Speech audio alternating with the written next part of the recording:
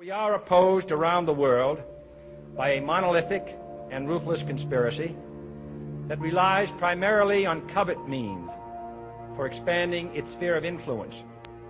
It is a system which has conscripted vast human and material resources into the building of a tightly knit, highly efficient machine that combines military, diplomatic, intelligence, economic, scientific, and political operations. Its preparations are concealed, not published. Its mistakes are buried, not headlined. Its dissenters are silenced, not praised. Americans, mobilize. Stand together, stand tall. Tell the government you're mad as hell. No longer cooperate with the government.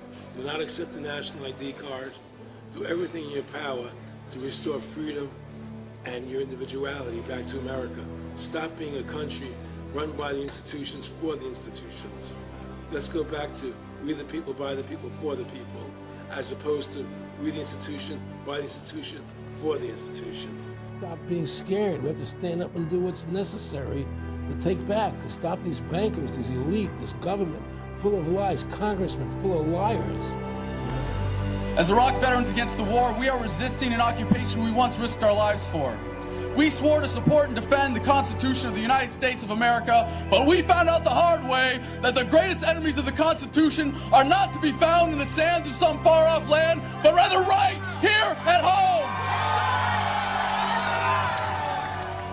When injustice becomes law, resistance becomes duty. It is time we start meeting oppression with resistance. They cannot stop us. Humanity marches on. The utmost manifestation of love and devotion to America is today, as it always has been, resistance of tyranny.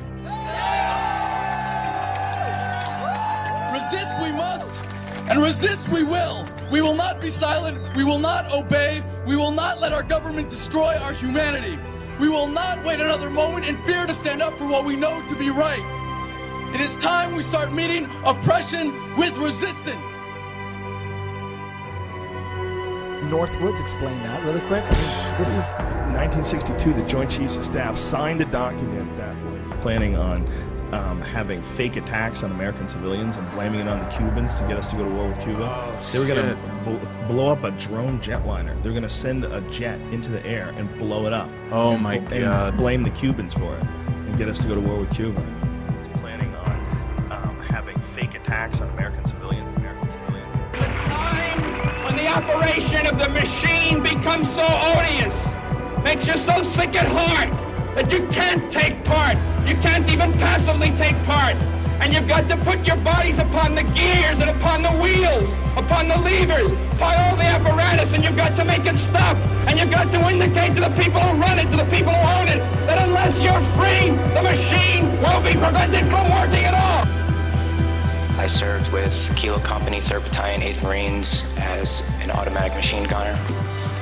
There's a term, once a Marine, always a Marine, but there's also the term, eat the apple, F the Corps. I don't work for you no more.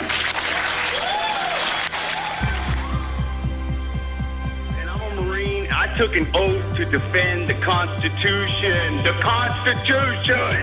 I didn't take an oath to defend these banksters.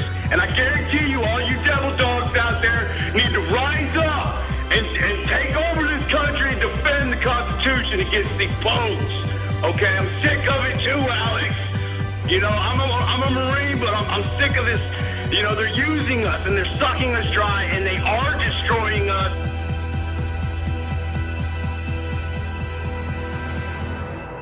People should not be afraid of their governments. Governments should be afraid of their people. Councils of government, we must guard against the acquisition of unwarranted influence, whether sought or unsought, by the military-industrial complex. The potential for the disastrous rise of misplaced power exists and will persist.